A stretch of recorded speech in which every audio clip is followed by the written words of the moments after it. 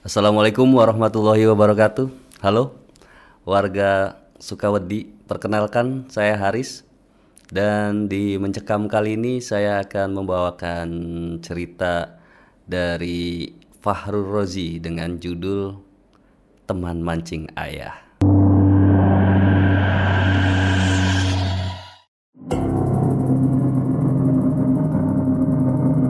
Do you see what I see? Exclusive on Spotify. Download Anchor untuk bikin podcastmu gratis.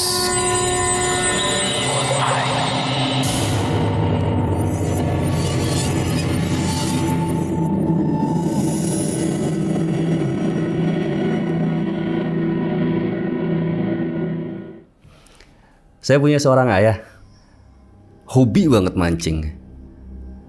Dan usianya udah lumayan cukup senja sih, sekitar 58 tahun. Tapi untuk ukuran 58 tahun, ayah terlihat cukup sehat, bugar untuk orang-orang seusianya ya. Bahkan masih bisa jalan-jalan jauh, ngumpul sama geng mancingnya. Dan seperti biasa di setiap geng pada umumnya ya, biasanya ada salah satu yang menonjol ya. Dan kalau nggak menonjol ya biasanya ada yang paling kaya di antara member-member lainnya. Dan kami menyebutnya Juragan, salah satu sahabat dekat ayah yang sudah seperti keluarga jauh. Karena setiap mau kemana-mana ya, Juragan pasti mengajak ayah. Bahkan untuk sekedar jalan-jalan kemana gitu, pasti nyarinya ayah. Ya apalagi untuk masalah mancing, udah pasti ditraktir lah sama Juragan. Bahkan ke tempat pemancingan yang bisa dibilang bonafit ya, yang keren gitu, yang bagus, ikannya banyak, gede-gede. Ya namanya ini ya, cowok, laki, kalau udah ngumpul nongkrong, apalagi untuk masalah mancing ya, ya bisa sampai lupa waktu gitu, bahkan sampai senja. Senja ya, sampai lewat senja gitu bisa nggak pulang. Sering banget sholat maghribnya nggak di rumah, di jalan gitu ya. Tapi kami sekeluarga sih seneng-seneng aja ya, karena setiap pulang ayah pasti bawa ikan yang banyak dan besar-besar. Hingga suatu hari Juragan jatuh sakit. Sebenarnya Juragan sudah lama sih sakitnya ya, bahkan bisa dibilang cukup parah.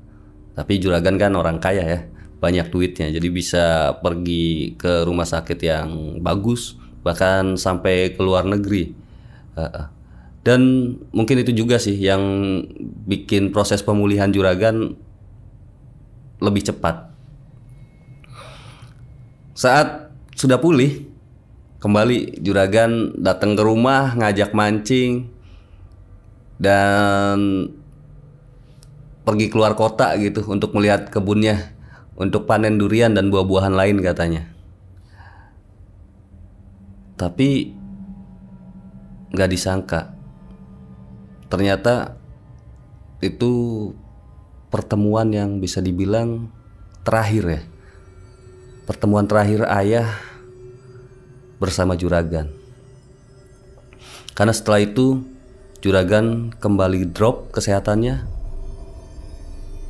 kembali lagi masuk rumah sakit,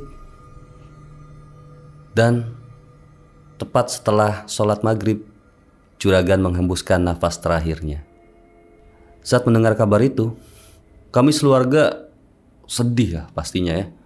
Kami langsung datang ke rumah Juragan. Saat sampai sana, kami melihat istri dan anak-anak Juragan sedang menangis di sebelah jenazah Juragan. Melihat pemandangan seperti itu, gak berasa saya pun ikut nangis gitu. Karena terbayang gimana baiknya Juragan kepada saya, kepada ayah, kepada ibu, pada semua keluarga kami pokoknya. Karena bisa dibilang kami seperti saudara jauh gitu. Mau ngapa-ngapain ya dibantu juragan gitu. Bahkan juragan cukup punya andil besar pada keluarga kami. Dan sebagai tanda cinta untuk terakhir kalinya, saya ikut mengurusi jenazahnya hingga menguburkan jenazah juragan. Dan malam pun tiba. Saya di kamar rebahan karena lelah ya, capek gitu dengan aktivitas seharian tadi. Ibu di ruang tengah dan ayah sedang di kamarnya.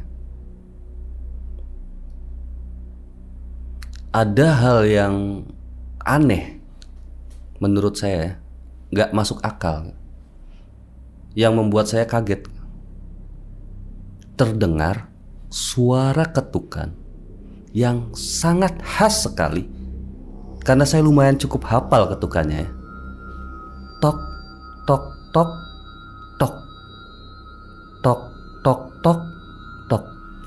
Jadi ketukannya ada ngegantung. Jangan ngegantung ya, agak ada jeda sepersekian detik. Tok, tok, tok, tok. Saya bingung tuh.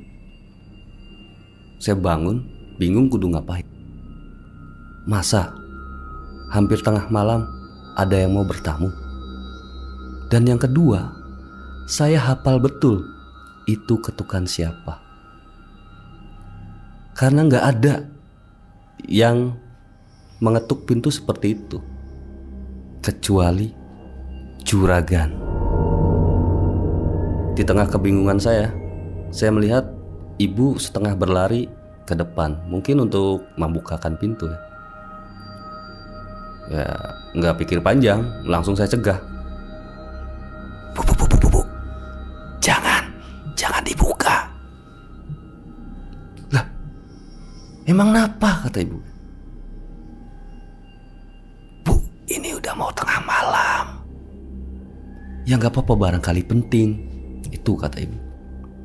Bu, apa ibu nggak hafal? Itu kan ketukan juragan.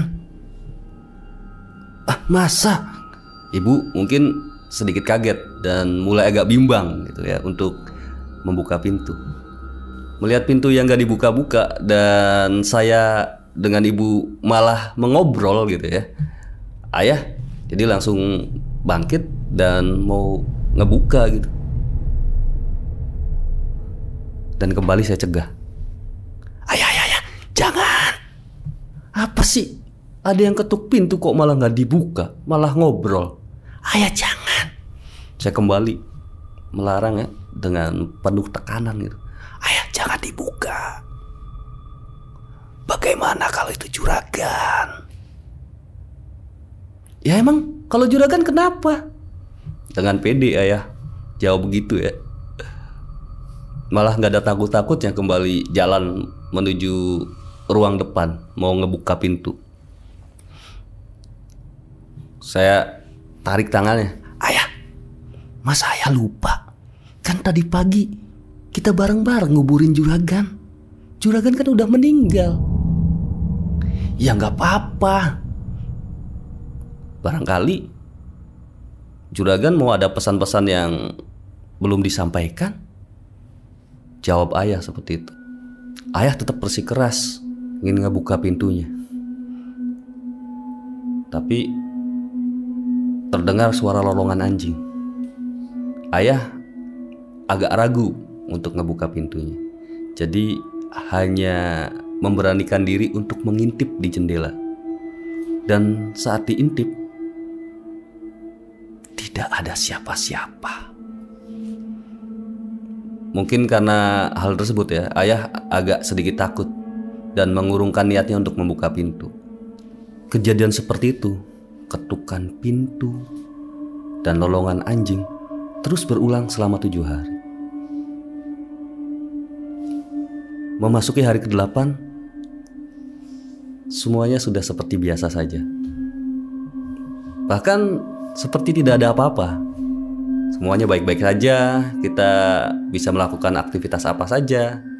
Malam hari pun seperti malam-malam sebelumnya, damai, gak ada gangguan apapun.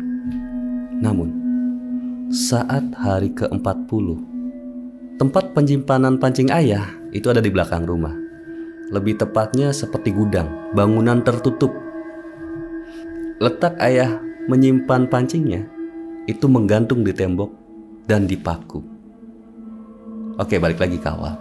Yang tadi saya bilang gak logis. Kenapa bisa gak logis? Dan gak masuk akal? Lumayan aneh. Karena jatuhnya bebarengan. Yang di depan dan di belakang. Berhadap-hadapan, kanan dan kiri. Dan pakunya masih menempel. Itu kan gak masuk di akal. Melihat kejadian itu, mungkin ayah kaget ya, dan takut. Akhirnya pancing-pancing ayah yang lumayan banyak itu, dan ada juga beberapa di antaranya itu pemberian dari juragan. Itu langsung ayah kasih ke saudara-saudaranya yang hobi memancing juga, ke teman-temannya, ke geng mancingnya dulu ayah bagi-bagikan pancingnya. Ayah jadi lebih menghargai waktu, lebih banyak menghabiskan waktu bersama keluarganya, bersama anak-anaknya, dan tidak pernah balik lagi memancing. Mungkin masih trauma kali ya dengan kejadian-kejadian beberapa waktu lalu gitu. Ketukan pintu, lolongan anjing, hingga sampai pancing pun, joran pancing jatuh bersamaan itu. Mungkin di situ ya ayah jadi agak enggan untuk melakukan aktivitas memancing. Selang beberapa waktu, paman datang ke rumah dan mengajak ayah untuk pergi memancing. Mungkin karena sudah kangen dengan suasana memancing, atau mungkin karena nggak enak juga sama paman ya, karena sering banget diajak tapi nolak gitu. Akhirnya ayah mau pergi memancing di tempat pemancingan yang dulu sering ayah dan gengnya datang ke tempat pemancingan itu, dan tentunya bersama juragan. Dan ayah duduk di tempat favoritnya, di sebelah pohon.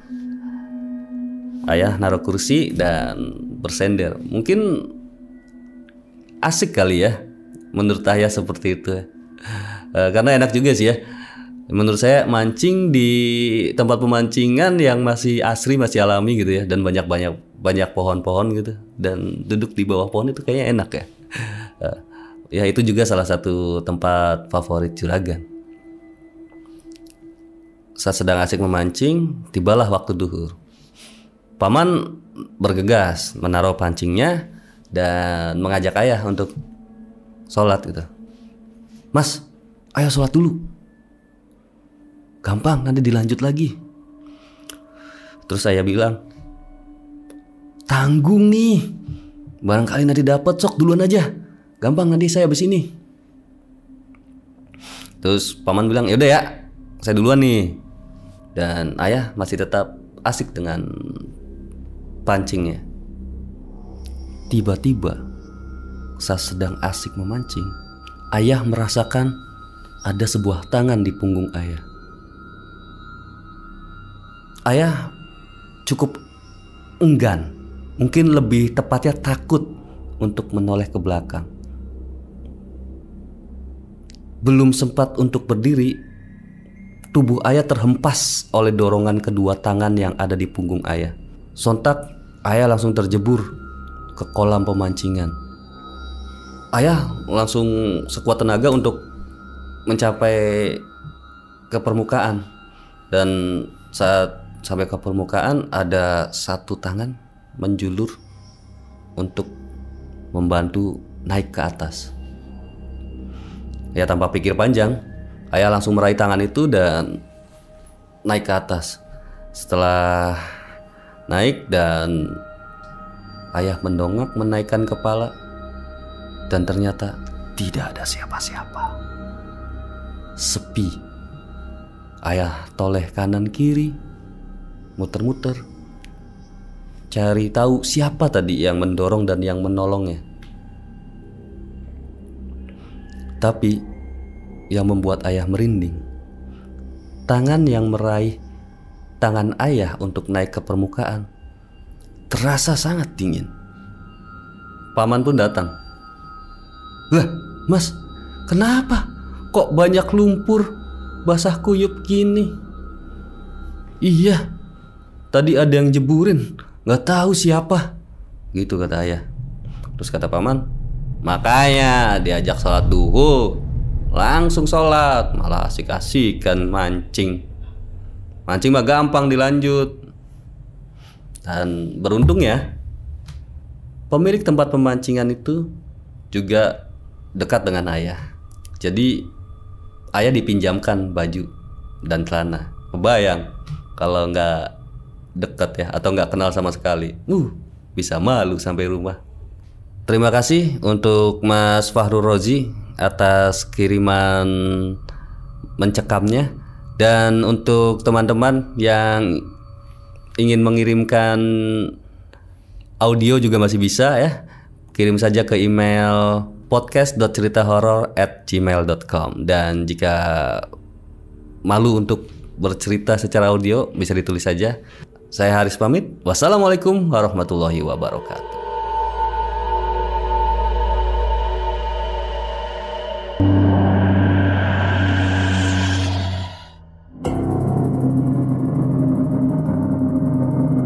Do you see what I see? Exclusive on Spotify. Download Anchor untuk bikin podcastmu.